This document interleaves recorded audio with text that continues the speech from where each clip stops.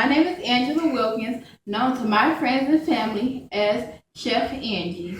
I got my culinary background training from Henry Ford Community College, and I just graduated this past May with my Associates of Arts in Science in Culinary Arts and Hotel Restaurant Management. I'm currently at Siena Heights pursuing my bachelor's degree in Hospitality Business Management with a minor in Professional Communications. I started baking a few years ago because it was something that I really enjoyed doing, and I said, hey, why not go to school and make money? So that's a little bit of my background. I love to bake with my daughter every weekend. Kaylin, she's 5 years old, and she just loves it. Every morning she get up, Mommy, what we making today? Can we make cupcakes for my class? I want to make everything from scratch. So that's another reason why I like baking. It just brings so much joy to me when I'm in the kitchen baking. Anything you can think of that you can do with cake or sugar or chocolate, I know how to do it. Cupcakes, cheesecakes, cookies, 3D cakes, sculpted cakes, wedding cakes, birthday cakes, cakes from outer space. Anything you can do with sugar or any kind of sweet things, I can do it. So as a chef, we're trained to do everything from scratch, but just for this video and the sake of time, I'm going to show you how to do quick and easy brownie mix out of the box. So you want to follow the recipe right here on the back of the box, and each brownie recipe will tell you something different depending on the brand that you buy. So for this box, you will need 1/4 of a cup of water, 2/3 cup of vegetable oil, and 2 eggs. So these are the other utensils and ingredient things that you need: an oven mitt, a rubber spatula, a whisk, toothpicks, water, oil, eggs, and the bowl. I prefer that you use a clear glass bowl, and I'll explain that to you later. A brownie pan, and any toppings that you need. We got peanut butter, we got M&Ms, we got chocolate sauce. You can use caramel sauce. You can make a strawberry sauce, berry sauce. You can cut up candy bars and put it in there. Peanuts, walnuts, pecans, sprinkles, marshmallows, whatever you like, you can put it in there. And if you like me, you can even make bacon and cut it up and put it in there. Who doesn't like bacon? Now, one important thing that you want to do is preheat your oven to 350 degrees. It's nothing worse than putting brownies in the oven and it's still cold. Now, another tip that I have is to take your brownie pan and stick it in the oven to preheat the pan while your oven is heating up. And this is because when you pour your brownies in here, it's going to get that nice crunchy bottom and not soggy. So you just want to take this and set it right in there, just while you're mixing up your brownies. And once you're done, you can take it out. So let's get started. I'm gonna open up this box.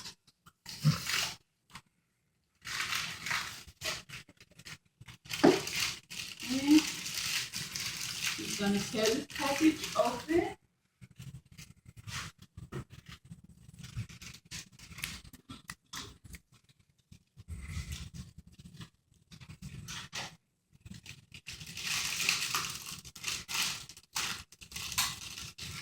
And you want to pour the entire bag inside of your bowl.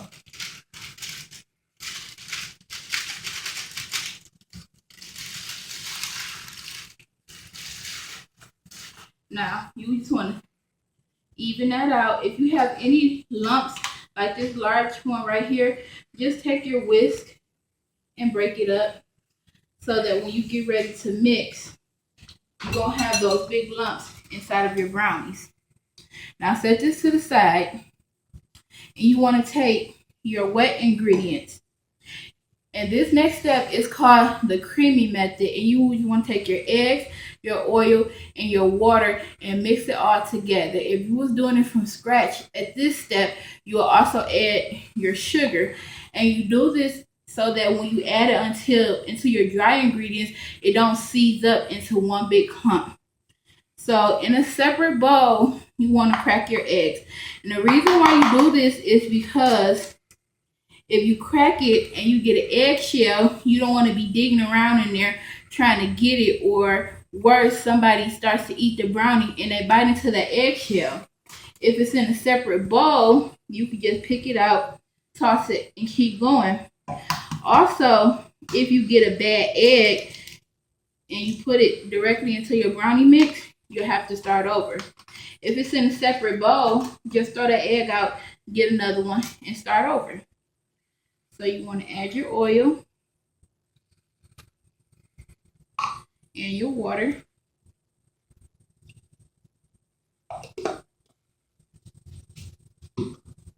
And you want to mix it up. Don't mix it too much, just until the eggs are evenly incorporated into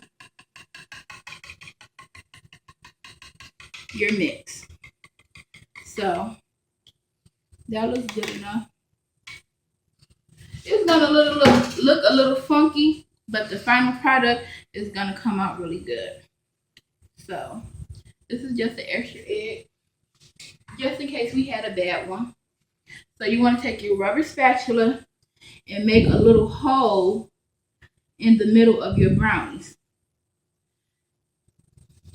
You take your wet mixture and add it right there in the middle. Get it all in. Now, with the tip of your spatula, this is the tip, you want to work from the outside in, also digging from the bottom up, and mix until evenly incorporated. Now, the reason why I said use a clear bowl is because when you're mixing, you can see all the dry spots around the bowl, letting you know that you need to mix your brownie mix up a little bit more. But you don't want to over mix it either, because that makes the brownies tough when you get ready to put them in the oven. You just want to make sure all the eggs and oil are evenly incorporated inside of your brownie. You see that little egg right there? So that just means that I need to mix it up a little bit more. Also scraping the sides of the bowl, getting all those air pockets of brownie mix out of the bottom of the brownie pan. So this usually takes about 2, maybe 3 minutes, depending on how big of a brownie mix that you have. And you just want to make sure it's evenly incorporated. Now at this step, you would add any extra flavorings that you want to add: vanilla, bananas, apples, bacon, anything that you like. So in this case, we're going to use some peanut butter. If you're allergic to peanut butter, you don't like peanut butter, you don't have to add this step. Just omit it. And you add whatever amount is good for you. You can add a little, you can add a lot. You can even eat the peanut butter out the jar if you like. I think that's going to be good. Peanut butter has a nice, strong, pungent flavor, so you don't want to add too much unless you're trying to hide the taste of the chocolate. So you just want to mix the peanut butter in until it's nice and evenly incorporated. You can see the peanut butter starting to swirl into the brownie mix. So that's nice and evenly mixed. You don't see any more dry patches around my bowl. So I know that my brownies are nice and evenly mixed in. So now I'm going to take my oven mitt because my pan is hot, and I'm going to go to the oven and take my pan out. Please be careful because this is hot. So now you want to take your brownie mix, mix it in, take it and pour it evenly into your brownie pan.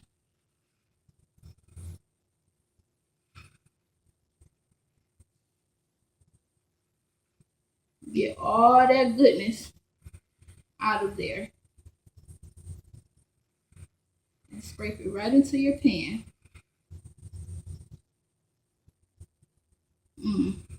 I wish we had smell-o-vision because it smells so good in here right now. And set that to the side. So now that your brownies are all mixed into, you want to take your rubber spatula and even them out inside of the pan so that when it bakes evenly. And this is important because if one side of the pan has this much brownie mix in it and the other side of the pan has this much, this side of the pan is going to bake before this side, and then this side is going to burn before this side is done. So you want to make sure it's evenly spread it out. Use your finger to get all that goodness out of there. And when we're at home, my daughter is allergic to peanut butter, so if I was at home, I wouldn't put peanut butter in there, but she likes to lick the spatula. Mommy, I want to lick the spatula. I want to lick the spatula. I always have to tell her, Kelly, be patient, be patient. But she's 5 years old. What can you do but love them anyway?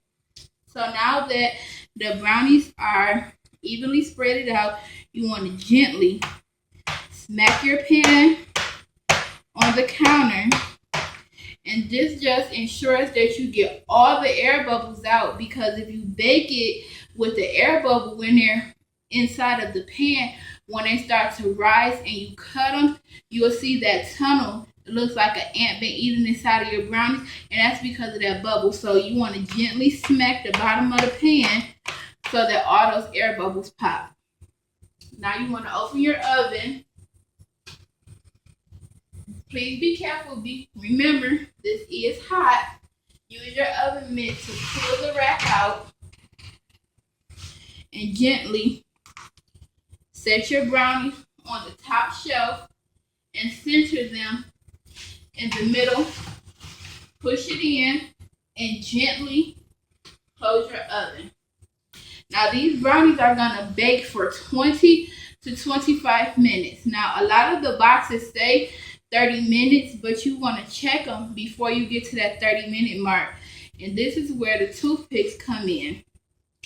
Right when you get to 20 to 25 minutes, you want to take a toothpick, and this is how you check if your brownies are done.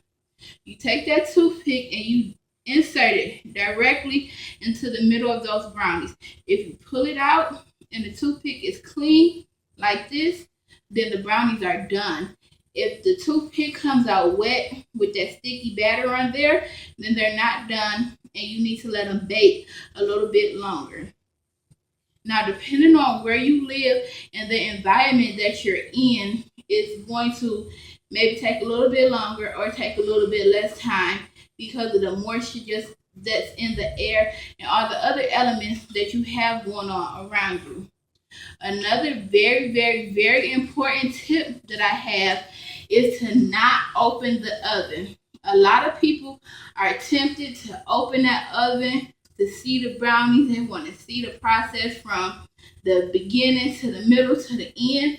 But the more you open that oven, that's the more heat that you let out, and the longer it takes to bake.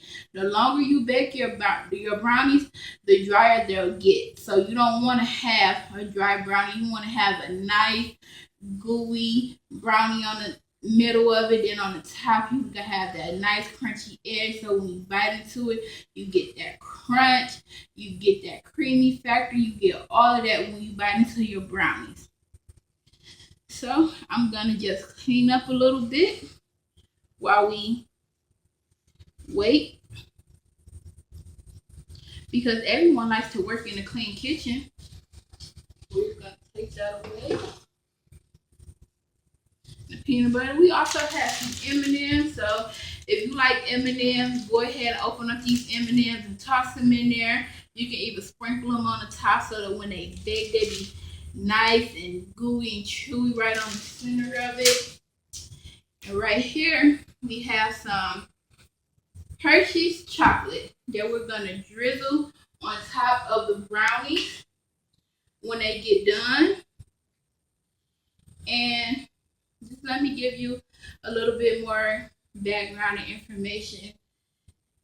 When I bake, it's a stress reliever for me. I don't do it just because this is what I went to school to do. It relaxes me. I write my own recipes and I have time to sit down and think, what's new?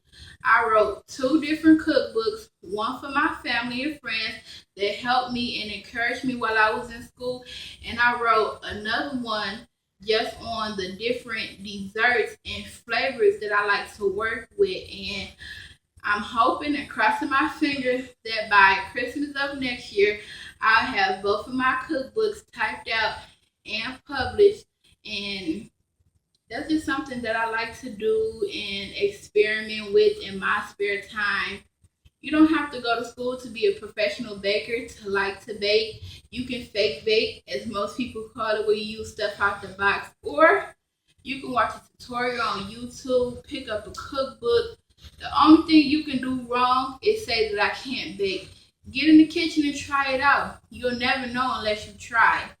Don't give up on yourself. Don't cut yourself short. Just try. You'll never know what happened until you get in there and do it.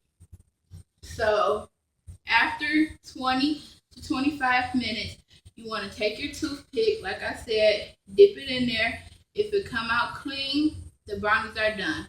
If it's still wet, leave them in there for another 5 minutes, but you want to also check it after that 5 minutes, because if you go beyond 30 minutes, your brownies will overcook. So you want to take your oven mitt, take your brownies out the oven, and you can either let them cool off before you serve them. You can cut them and serve them right away in a bowl with some vanilla ice cream. You could put cherries, whipped cream, caramel sauce, whatever you like, you could put on top of these brownies. Me personally, I just like plain brownies by itself, especially in the middle of the night when I'm up either doing homework, studying for a test, or maybe just watching a movie. It's never the wrong time to have a hot fudge brownie.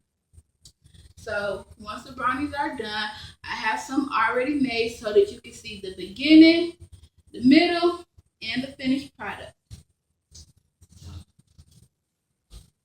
Here they are, nice hot fudge brownies. And like I said, today we have chocolate sauce, so just open that cap up. If you like, put it in a bowl, warm it up, and then pour it on top. But I like it just straight out the bottle. You can do a design, you can freehand, you can take the top off and pour the whole bottle, whatever you like. Today, I'm just going to do a light drizzle across the top of the brownies.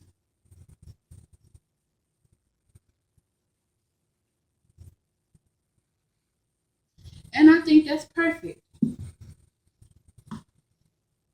Now, doesn't that look good? Who wouldn't want one of these brownies? So, if you want to taste these brownies, all you have to do is get you a box of brownie mix, get in that kitchen, and try it. If you failed, at least you tried. My name is Angela Wilkins, known to my family and friends as Chef Angie, and I hope you like my brownies. Have a good day. And just a quick presentation, you just want to cut you a piece out.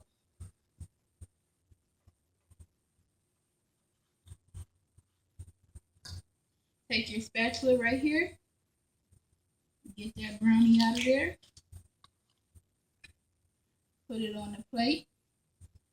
And at this point, you can decorate it with the whipped cream. Like I said, you can add a little bit more. I have M&Ms. I think all my friends are gonna like this. You can just sprinkle a little bit of M&Ms on the top, put a few on the side.